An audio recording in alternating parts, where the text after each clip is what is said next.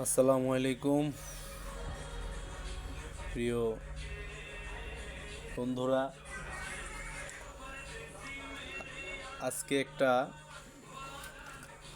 Luminous 700 বিয়ে IPS নিয়ে কথা বলবো। সচরাচর ভিডিও করি না আমি, তবু আজকে একটা ভিডিও অনেক দিন পর করতেছি, এই জন্য আপনাদেরকে জানানোর জন্য, বোঝানোর জন্য। সেটা হচ্ছে, এই যে দেখতে পারতেছেন আমার সামনে একটা আইপিএস লুমিনাসের 700 বিয়ে। এই আইপিএসটা যদিও আমার কাস্টমারের না, বা আমি বিক্রি করি নাই, এটা সম্ভবত কোথা থেকে আসছে আমি তাও জানি না। আমাকে দিচ্ছে আমার পার্শ্ববর্তী এক দোকানদার, সেও আইপিএস বিক্রি করে। তো আইপিএস বিক্রি করে সে আমাকে আইপিএসটা যখন দেয়, সার্কিটটা ছিল একদম খোলা, কোনো নাটমাট লাগানো ছিল না, শুধু সার্কিট ছিল, ভিতরে এটা ছিল। তো আমি ফার্স্ট অফ অল যখন খুলি, দেখি মসফেটগুলো খুলে চেক দিই। এটা যখন আমি সুইচ দিই তখন দেখি যে এটা ওভারলোড, তারপরে হচ্ছে আপনার এই আইপিএস করে ট্রান্সফর্মার ডাকে, মানে একটা বিদিকিচ্ছ অবস্থা। তো যাই হোক, পরে আমি এটা গেট ভোল্টেজ দেখেছি, গেট ভোল্টেজ ঠিক নাই। এখানে একটা ছোট্ট 4.7K রেজিস্ট্যান্স খারাপ ছিল।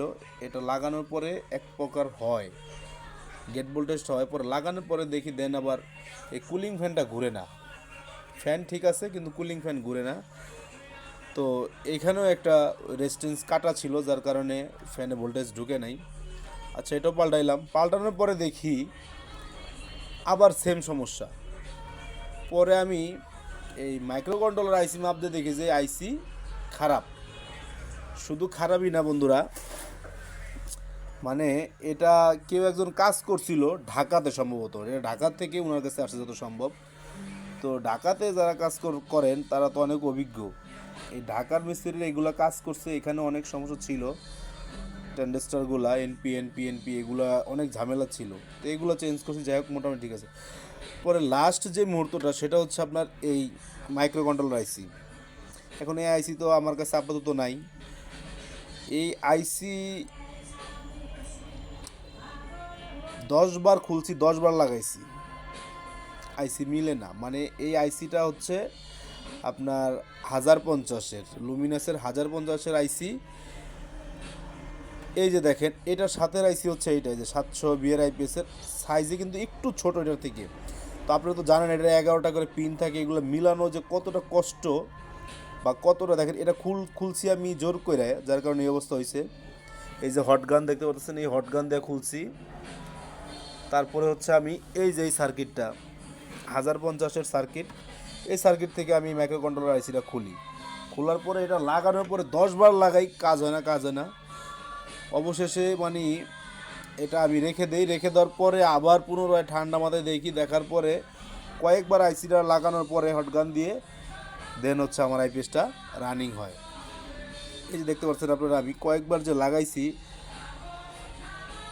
আমার তো মোবাইলের এটা ভালো না। এই যে দেখেন কি হয়ে গেছে, জায়গাটা পোড়া পোড়া হয়ে গেছে। মানে এটা আমি কতবার খুলছি, কতবার লাগাইছি, হিসাব নেই। যাই হোক, এখন আমি আপনাদেরকে লাইন দিয়ে দেখাবো যে আইপিএসটা ঠিক আছে কিনা।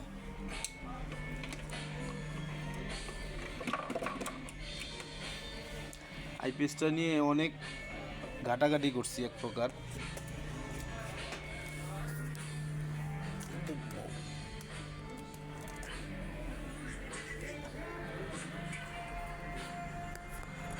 ভিডিও করার মতো কেউ নাই তো।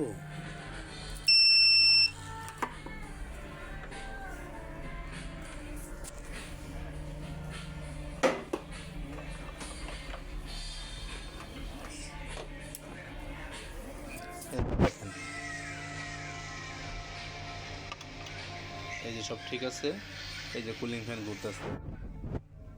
আর 100 লোড, 200 লোড দিয়ে 300 লোডে থাকলো, এই যে আইপিএস চলতেছে, আইপিএস চলতেছে। তো বন্ধুরা, কাজ ওকে করছি সেটা বড় কথা নয়, বড় কথা হচ্ছে আপনারা যারা আইপিএস এর কাজ বুঝেন বা করেন, দয়া করে মানে যেটা জানবেন না আমার ব্যাটারি দুর্বল, যার কারণে যে লো মেরে দিয়েছে।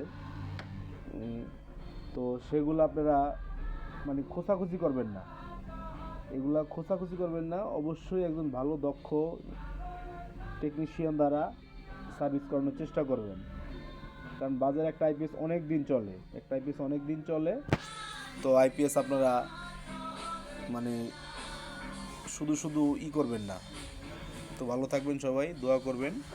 আর আপনারা যারা আইপিএস সার্ভিস করবেন, যে ধরনের আইপিএস বা যে কোনো বড় আইপিএস ব্র্যান্ডের আইপিএস, আপনারা আমার ডেসক্রিপশনে নাম্বার দেওয়া আছে, আইপিএস পাঠিয়ে দিবেন। ধন্যবাদ।